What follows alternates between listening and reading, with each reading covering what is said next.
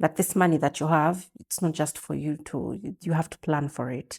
And the reason that the bank is there is to help you not spend it all in At one once. go. Yeah. Yeah, for me, I grew up seeing my mom working so hard to provide for the family. She was the breadwinner. So I think from an early age, I realized that it's important to work hard and to be able to earn the things, to get the things you want for yourself. Because there were times we didn't have it in abundance, and there are times we did, and I could see the difference. My mom tried. She tried. She took me, I opened my first bank account at 6, Post Bank. 6 years then. old? Yeah. Oh, that's Wow. so We went nice. to Post Bank, we opened my savings account. People just starting out, you need to have a plan and then find something that you can do with minimal capital. Yeah. You don't need a lot of money to start. And I really, really love to speak about saving. Saving is so good, but then there are people who will come and tell you why should we save, yet you can invest. But you can't invest what you don't have.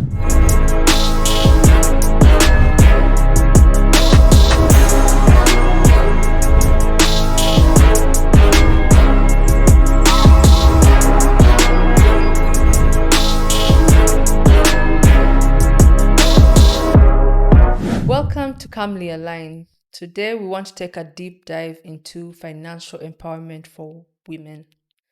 We hear about this term, this phrase on panels, on LinkedIn, in development papers. But what does it really mean? To guide our conversation, we're having our very first guest, Miss Rowena Ruvuza, our sister, Thank you. to walk us through the process of being financially independent, empowered as a woman, what that really means, what it looks like, the nuances around it. And we'll have a discussion with her.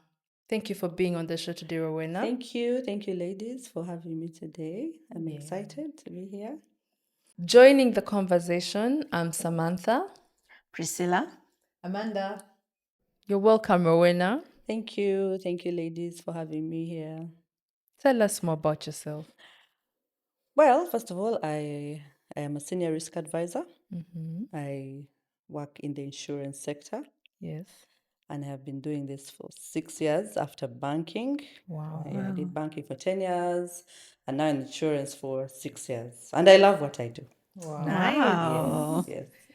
You're welcome, and Thank we're you, so thank you. glad to have you as our very first guest. A blessing. I A know. blessing, an absolute blessing. So back to the discussion today. Rowena, tell us, what does financial empowerment for women look like? Financial empowerment. That's a very strong topic. Financial empowerment basically means having control of your income, control of your finances, and in a nutshell, making decisions in the right financial direction, decisions that make financial sense. Yeah. Yes, so that would be my ideal definition of financial empowerment. So ladies, growing up, what was your relationship with money like? What did you think about setting yourself up to have a financially secure future?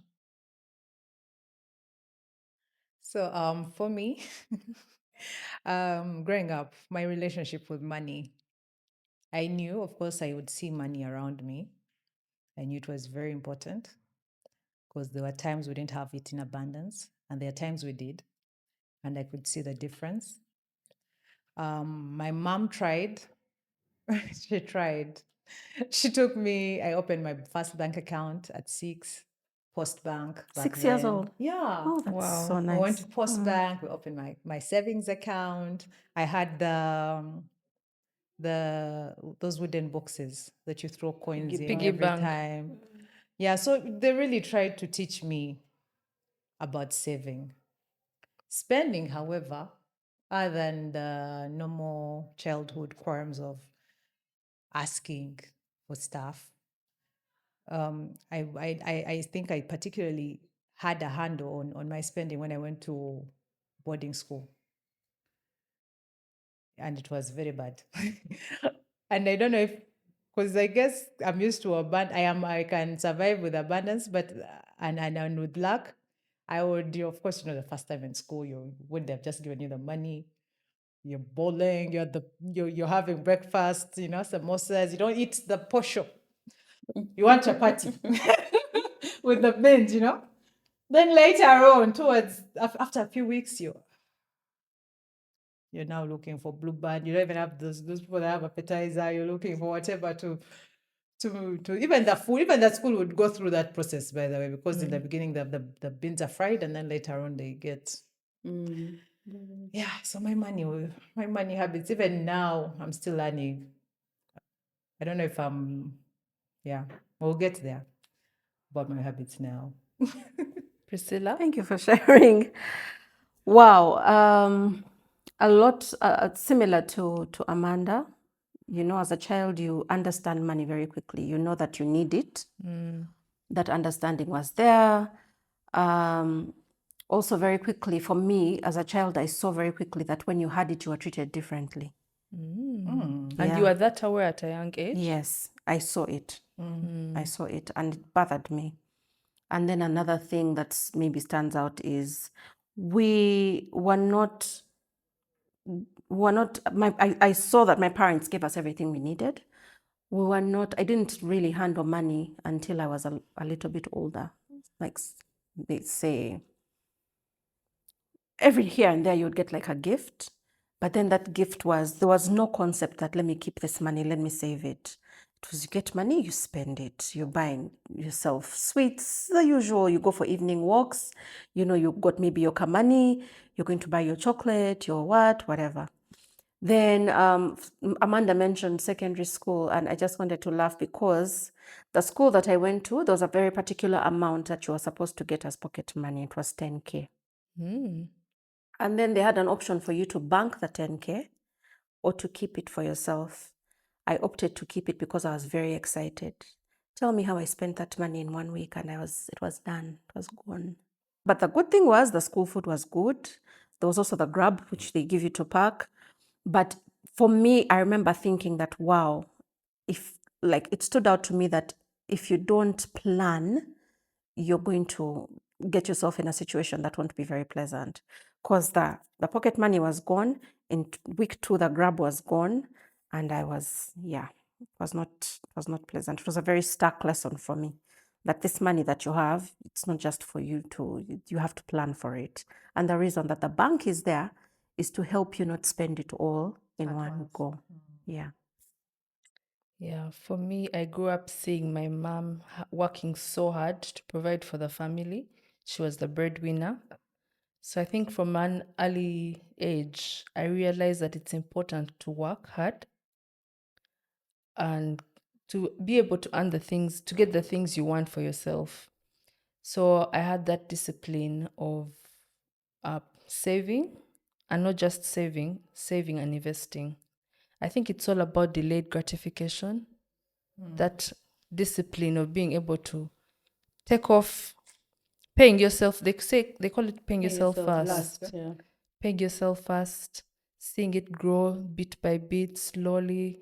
It doesn't matter how much you're earning. When I started off in my career, I was not earning that much money, but I would make sure I save at least 70% of my salary. I think it's an That's a important big discipline. portion.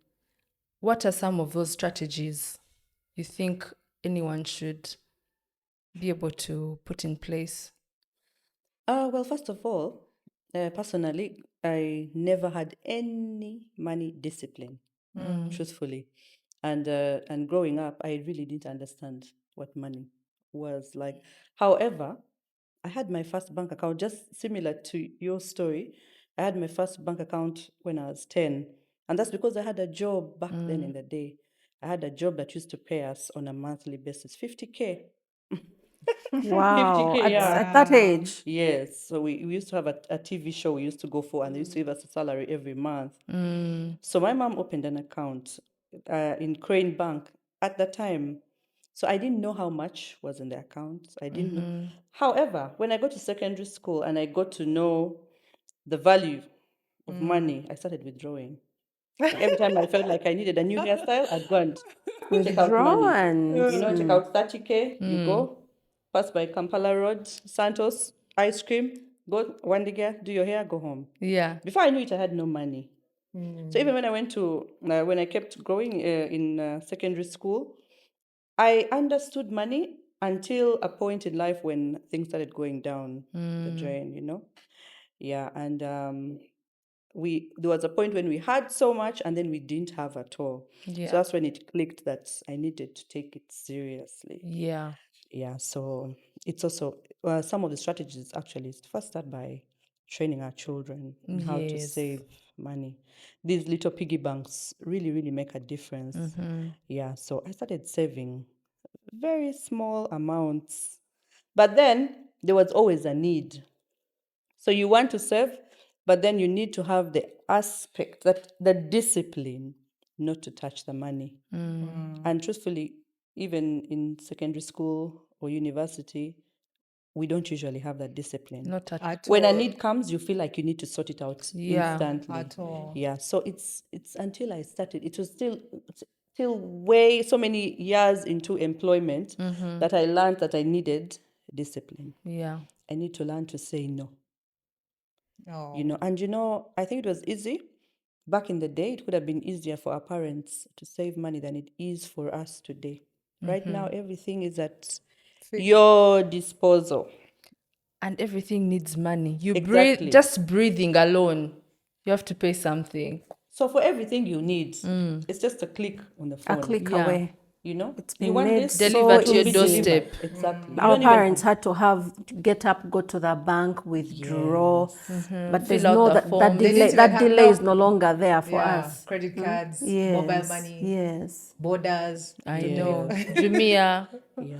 So life has changed. And I usually tell this story that back in the day, if someone gave you 40K, maybe not 40, 10K to go to a shop to buy bread and milk. Your mom sends you to a shop, you go, buy bread and milk. And we had kiosks, a small hall where the bread would go through Yeah. but now they'll send you to a supermarket.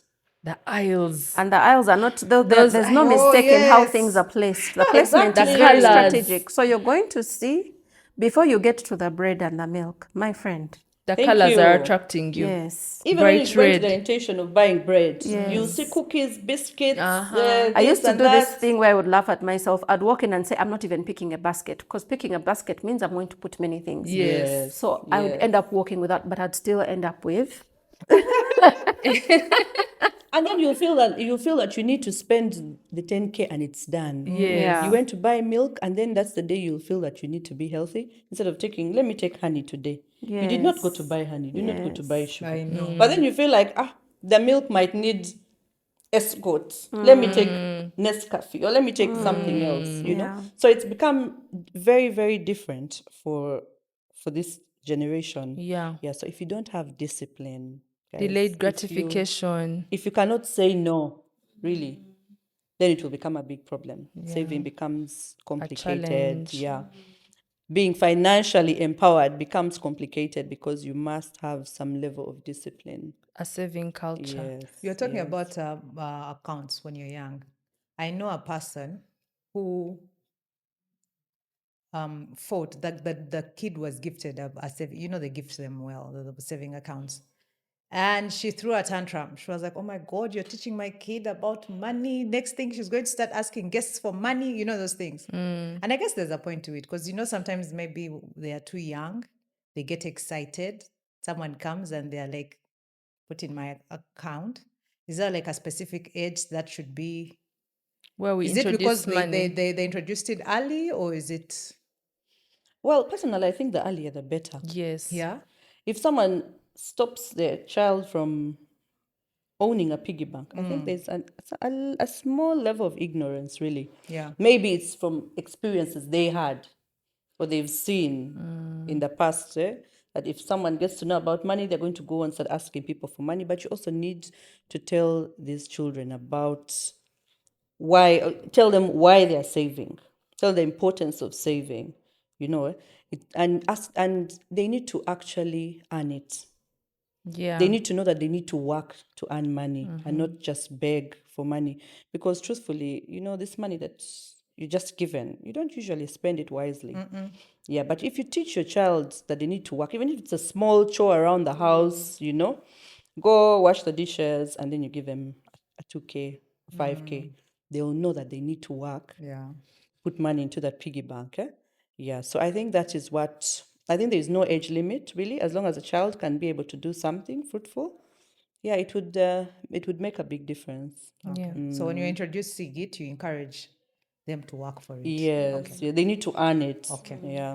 All right. Then there's this soft life, my soft life girl era versus making smart decisions financially. What do we think about that?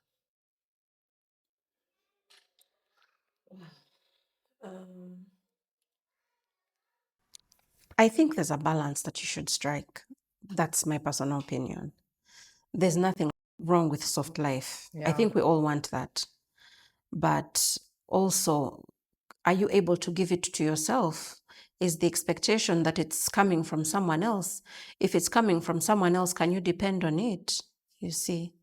So my opinion is soft life, yes, but for it to be sustainable, how are you attaining that soft life? Yeah, that's my take. Well, soft life, I think, would be in two. There are two ways to it. It depends on your definition Yeah. of soft life. Right? Yeah. Some of us, those most people, they say sponsor. Tag your sponsor. Yeah. So if my soft life may not be, so I'm not supposed to go because I can't afford it. Yeah. It's a gift. So that yeah, you're right. That doesn't have to do with your money habits. Yeah, soft life. Well, I think for many people, the mindset about soft life is having someone do so many nice things for you. Yeah. And you're basically living your best life. But then there are people on the other side who says soft life for me is being financially independent. I Yeah. can afford anything I want. I have peace of mind. I can walk into a store and buy something comfortably and not start calculating how much I have Yeah. spent. Yeah. Soft life is maybe being able to afford a trip on my own and I can go comfortably. Yeah. I have no debts. I don't have, I haven't had to take from anyone. Exactly. Yeah, You don't have to feel guilty for spending your own money. Yeah. I would think that would be soft life for me, Yeah. really. I think that's a soft life I want. Yeah. That's I think the Yes. soft life we aspire for. That's a soft life I want. But I in the aspire to. meanwhile, let us enjoy soft life. So, Rowena, as a financial advisor, what are those products you think a girl who's starting out should get to really enter her soft life girl era? Well, first of all, every lady needs to know what they want, really. You need to have a goal in mind. Where do you see yourself at a certain period of time? Because at every level of life, you will need money, really. Even in your early 20s. But in your early 20s, you always think that you have so much time. Yes.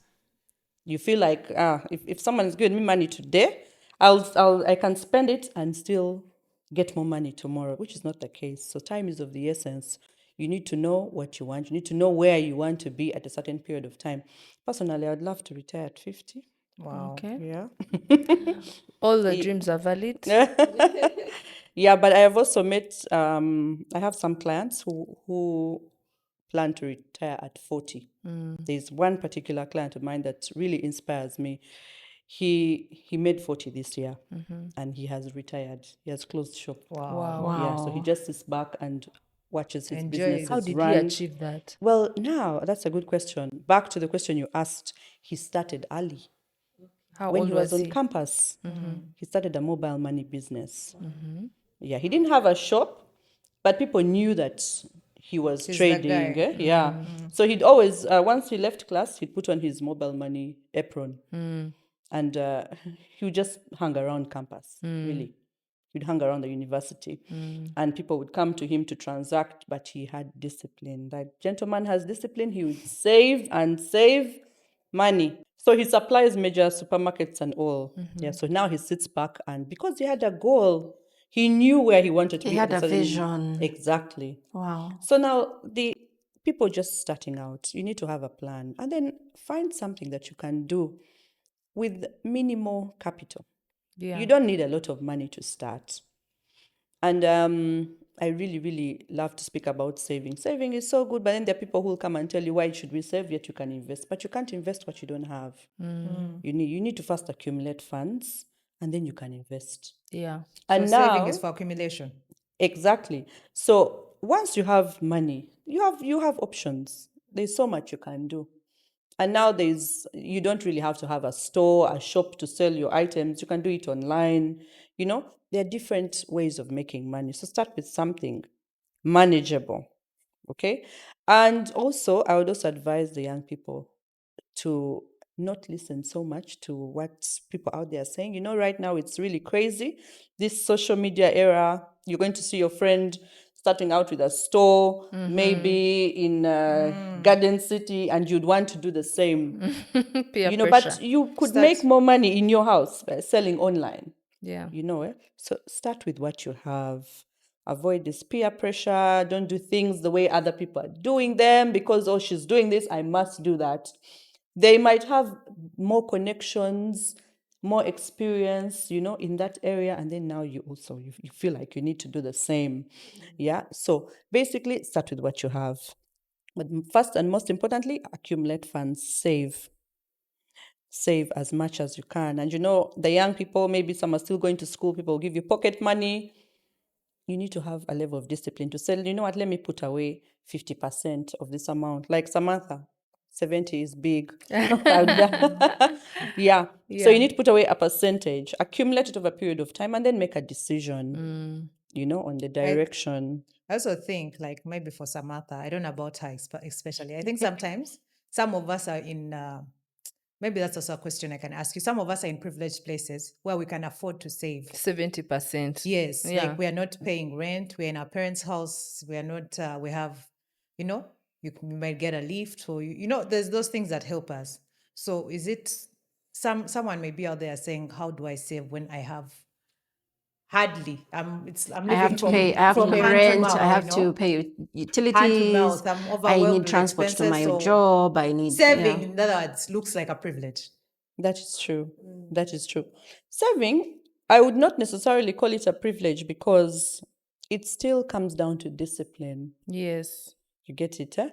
It comes down to discipline. So if, for example, I earn 2 million shillings, okay, 2 million, maybe 1 million shillings, and I have to pay rent. But how are you paying rent, really? That means you have an income somewhere, So if you're able to pay rent and cater for your utilities, there should be a portion that you can put away. So usually we say 10%. Let it be the first thing you do before you decide to spend. Pay yourself first before you decide to spend. Because truthfully, there will always be a reason to spend money. True. Someone's wedding. It comes down to your mind. So even when you have 50 million shillings, you don't have the discipline, there'll be no value for that money.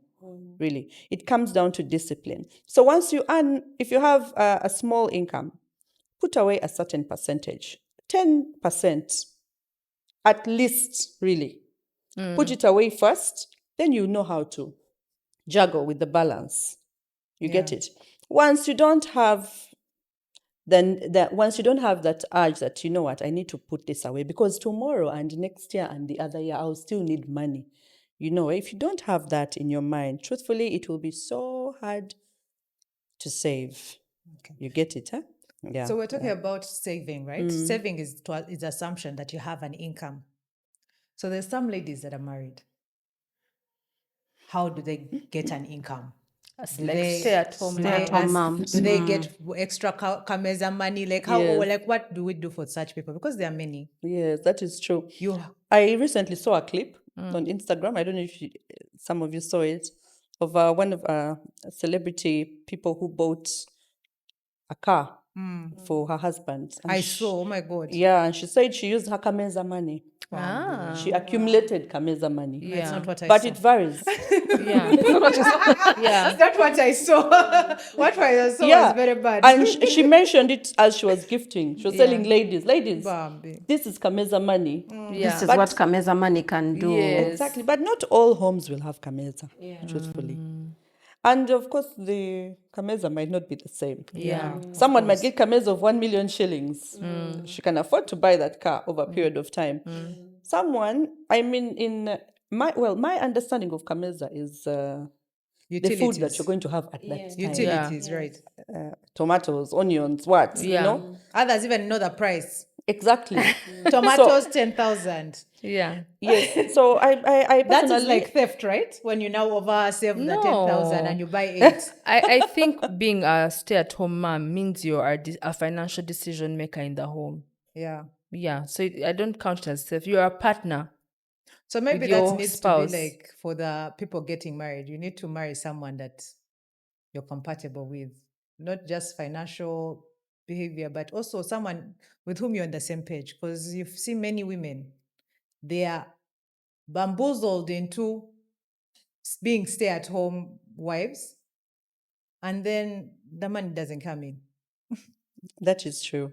Priscilla, what's your experience being a stay-at-home mom and finances?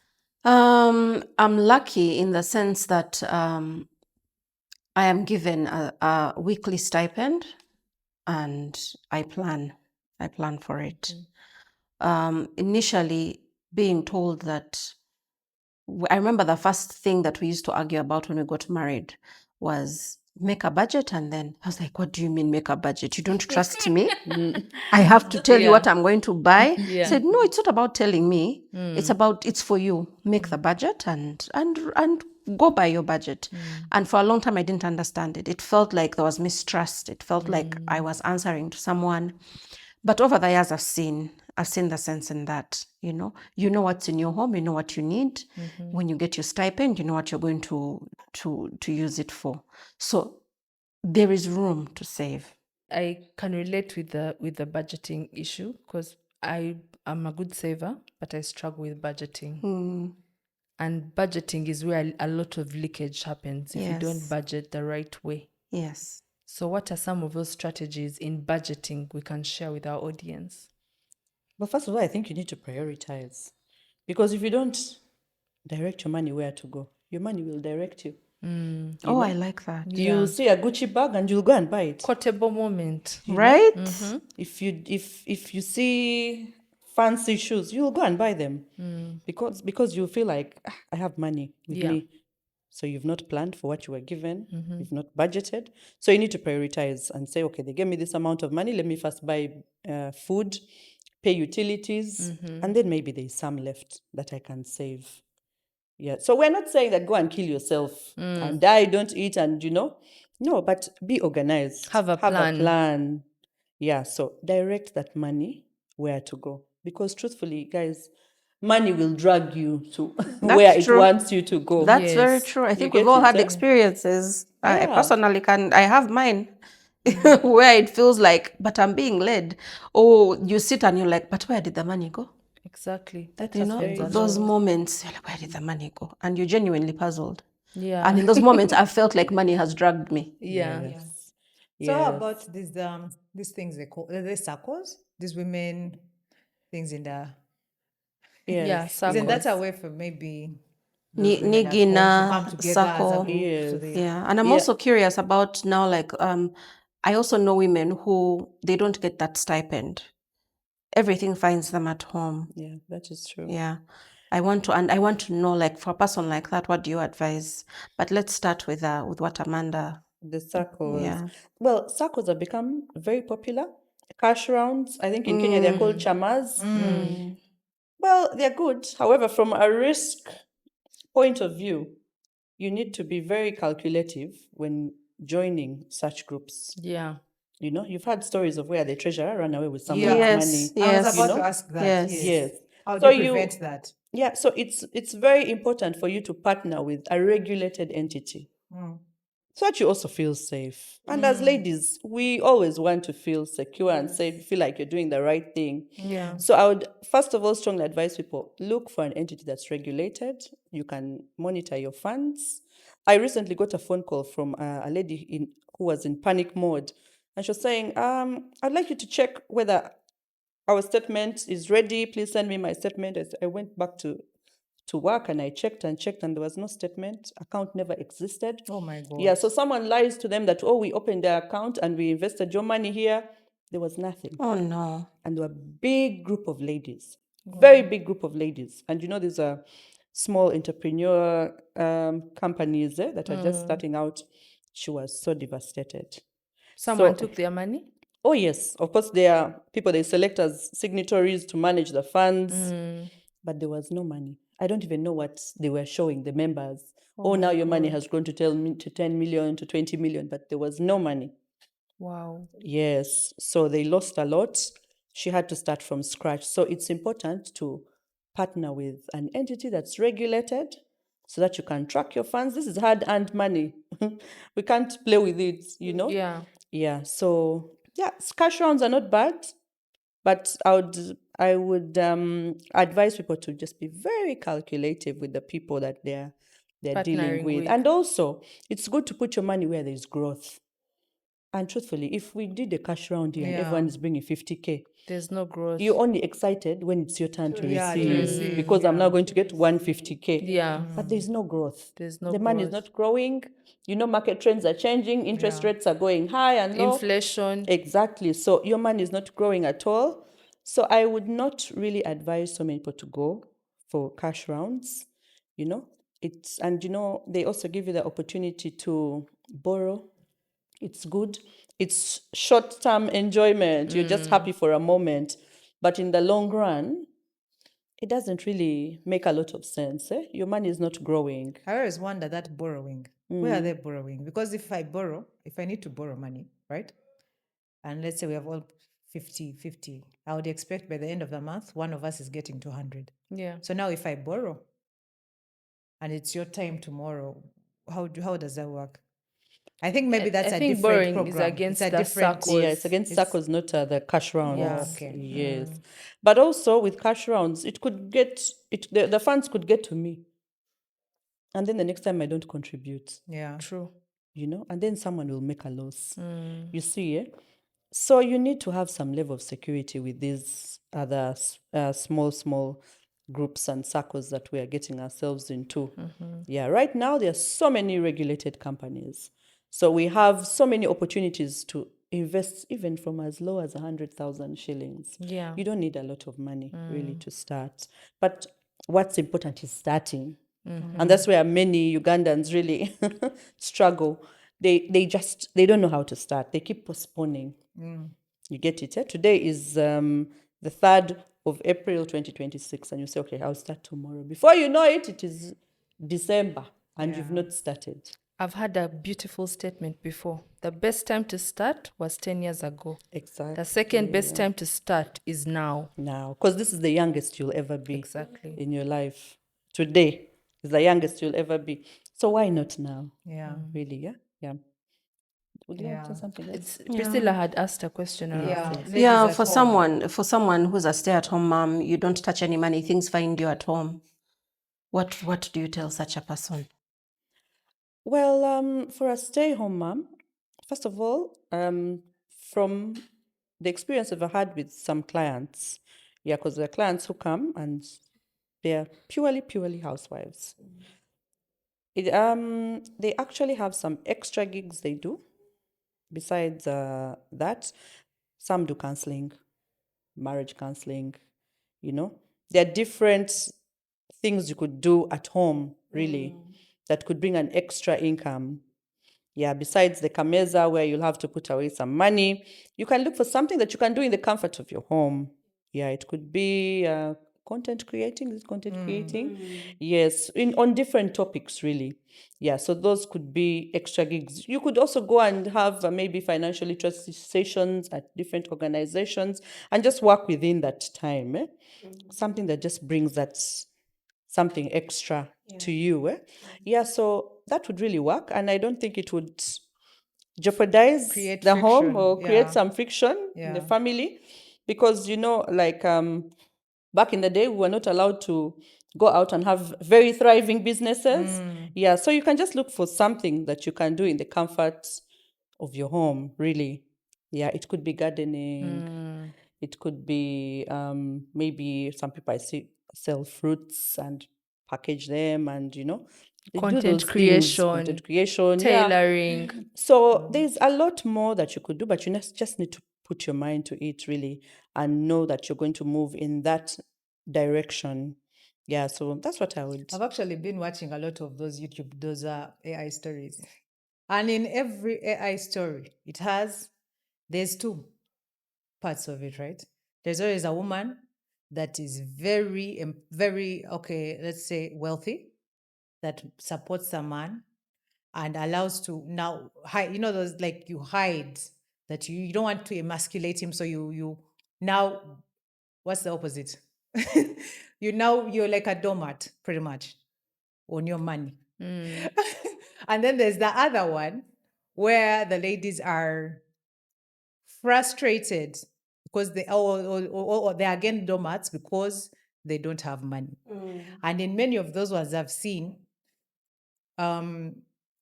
making money, first of all, from what I've understood from those small ones I've watched, making money is not supposed to be for everyone to know. You need to understand your environment. Some people need to have secret money so that you're not vulnerable to, of course, to abuse, to exploitation, to disrespect. You don't want to be in a position where you don't have money, the kids know you don't have money, and your voice has no weight in the household. So what I'm hearing from you is that even if you're a stay-at-home mom, you need to find a skill that will eventually generate some. More than likely, you already have one. Yeah, everyone has something Yeah, to offer the yeah. world. Yeah. So how do you monetize that? And I think it's also important not to be isolated. I know sometimes you get used to a routine, but isolation is the biggest killer of most women.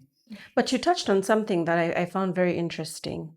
For women, there are a number of women who are working, they're earning, but they're required to, a certain percentage of their salary, if not all, has to go somewhere for the family to basket for it to be planned. Some even 100%. And not by them. And I've always wondered, for a woman like that, if she has started to do that, because sometimes they say start how you intend to continue. If that's what she's been doing and she's noticing that, my God, or she finds herself in a situation where she needs money and she's being told, no, there's no money.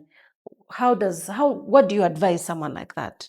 They're earning, but there's been a tradition of the salary goes somewhere in a certain basket to be planned for. On your behalf. Yeah. Well, I can't really speak for the married, but from my understanding, I'm going to sound extremely controversial, Yeah. but I would not advise you to declare 100%. No, that is very sensible. Yeah, I've seen this with some colleagues at work where the wife is waiting for the paycheck. She's waiting to see an alert that you've received salary. So because he has different streams of income that come from the same company, he gives her an ATM card of the other account. And she doesn't know about one account. You get it, eh? Yeah. So that also helps him remain grounded and have some level of authority in his home. Now, this is a man in this case. So even for a lady, if you feel that you need to declare and you're the breadwinner, do not declare 100%. Because at some point, women's needs are probably much more than what the gentleman will need in a home. We have things we go through throughout the year. Yeah, throughout the because month. honestly, growing up, one of the things that I remember seeing with my mom is there were so many things she did that my dad didn't know about, and ways in which she made money stretch to cover things that Yes. hadn't been discussed in the main budget. So what you're saying, I actually understand it. And I see it even for myself. Yeah, and I think ladies are better handlers. when it comes to finances, because that gentleman will be in a fix at one point, and the lady will come through for him, and then he'll wonder, where did you get this money from?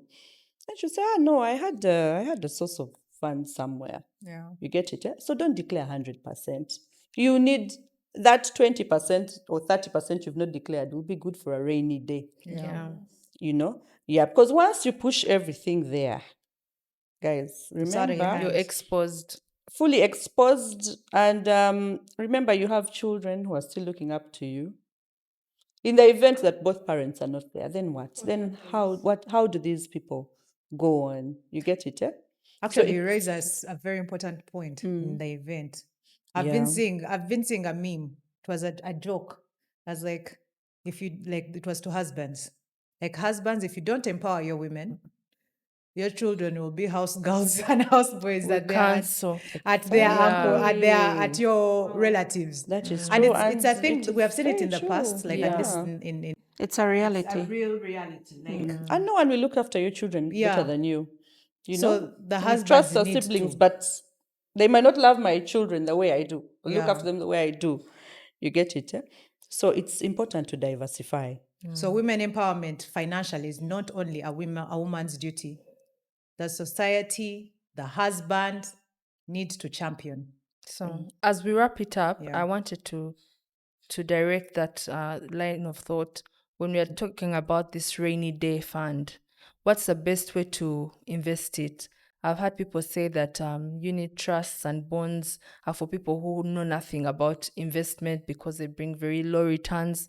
They're basically just covering inflation. Yes. What do you say to those people? Well, investment options are quite many today, but speaking from a risk point of view again, it's good to diversify. Yeah. Don't put all your eggs in one basket. If you have earnings, unit trusts are very good. Why? Because of the compounding effects, the Yes. compounding interest. And they're still tax-free. Well, at least at the moment. They're tax-free, they have no charges. So there's actual growth. And then the unit trust goes with market trends. Yes. It goes with inflation and all that. Then, of course, there are bills, there are bonds. Those are also very good, especially the long-term bonds. Those are also very good. However, they would make much more sense if you have a fairly sizable investment. This does not mean that someone who has little money cannot invest. No. Because with a unit trust, you can start with 100K. You get it? But you will appreciate it better with more income. But you can still grow your fund. Yeah. Then, of course, the people will say, no, unit trusts, bills and bonds are not good. You people, the other answer is in real estate. Real estate is also not bad, but it's a high-risk investment. Yeah. Because what if you have your 50 million and then you buy air? And then what? You see, eh? So if someone came to me, well, you would not discourage them and tell them, no, don't go and buy land. Land is very good. Land appreciates all the time. But from a risk point of view, that's a high risk investment. So don't get all your life savings and go and buy land. You'll die. You'll get a heart attack. You've bought land, people are kicking you off, The squatters Yes. on your land. Diversify your portfolio. Have some money here, have some money in bonds. You can have fixed deposits in a bank, and a bit of everything. But personally, I love low risk investments. Yeah. And I've also learned to teach myself how to save over a period of time. Of course, I started with small amounts, but when they mature, then I reinvest. It matures, I invest here, so I can accumulate and then invest. Yeah. So as we wrap it up, I want each of us to share what would tell our 25-year-old self about being financially empowered. Priscilla? I'm not ready. Rowena? 25-year-old. That was the time of, well, it was not full enjoyment, but I think I started working at that time. First of all, I would tell myself to save as much as I could. Yeah. Responsibilities were at zero. Yes. I was not paying bills at that time. I was still living home, no children. Yeah. So at that time, at 25, I would save. Yes. Save as much as I can. Yeah. Yeah. If I am employed. Yeah. You get it. And then also have something extra to give me an extra income. Yeah. One source of income is good, but a second source of income would be very good, really, Yeah. especially for the economy today. Yeah, you just never know. A pandemic could break out, and then the next thing that will save you is the bakery that you have at home. True. Everyone was baking during COVID. Yeah. You Yeah. know? Yeah. So it might not really be a formal job that you have on the side. It could be a small gig that you do, that will give you. Yeah. So that's what I would tell myself back then. That's a good one. Amanda? My 25-year-old self, I would tell, you don't know everything. Be open-minded, learn, observe. For instance, I always thought when you're like, I'm very, I'm very, I don't know, I don't say sympathetic, or I understand the plight of especially stay-at-home moms, because I've seen people go through it. But I used to be like, if you have access to the money, why not? But now, growing up, when I've seen that the access of the money sometimes has a limit. And yeah, so I'm always like, now you have to be very strategic, pay attention. Don't just be fooled by people that look generous at the beginning, because sometimes it's just someone railing you in. You need to, if you want to get some, actually, the lesson is, if you want to learn someone's money culture, pay attention to how they spend, and also listen to what people say about them. Yeah, because sometimes people always lie. Yeah. So listen with your eyes. Is that it? You're Yeah, done? that's Okay. So many things. First and foremost, I'm a stay-at-home mom and I wouldn't change that. Yeah. So what would I say to my 25-year-old self? I would say one day you're going to have children and you're going to want to experience and see life through their eyes and be there for every moment. In order for you to comfortably and securely do that, now that you're working, save and make a plan for the day when you will not be working. For that day when having that money saved will be able to do things for you or start things for you and get you and open doors for you. Because what I want is not wealth, I want freedom. I want freedom to be able to do certain things without having to rely on anyone or ask permission. And that freedom comes at a cost as a 25-year-old. And the cost is that you're going to miss out on all the things that ideally people your age are doing. But that's okay because that freedom will come back at the end. So yeah, that's what I'd say to my 25-year-old self. Save and plan for a time when you won't be able to earn the way you want to, or for a time when you'll want to use that those savings to start something to buy you a bit more flexibility and to buy you time. Yeah. Yeah. Good one. Yeah. I would say work hard and work smart. To the 25-year-old me, I'd have at least 3 sources of income. Make sure I'm taking on a policy, an insurance policy that stretches me in terms of saving. And it's all about time. Time is our best friend when it comes to investing and saving. Start early, save, get into a policy that stretches you as much as possible, given your circumstances. Everyone knows their unique circumstances. I'll take on a policy as early as possible and stretch my savings as much as possible. That is what I would tell my 25-year-old self. Nice. Oh, and learn and listen. Learn. Yeah, keep learning. Learning. Yeah. And learning. And curious and asking. Yeah, to our audience members, I'm calling for you guys to share with us those tips, those tools, those strategies you're using to make sure you're secure in the future financially. Don't forget to subscribe, comment, and share. Thank you, and see you next time.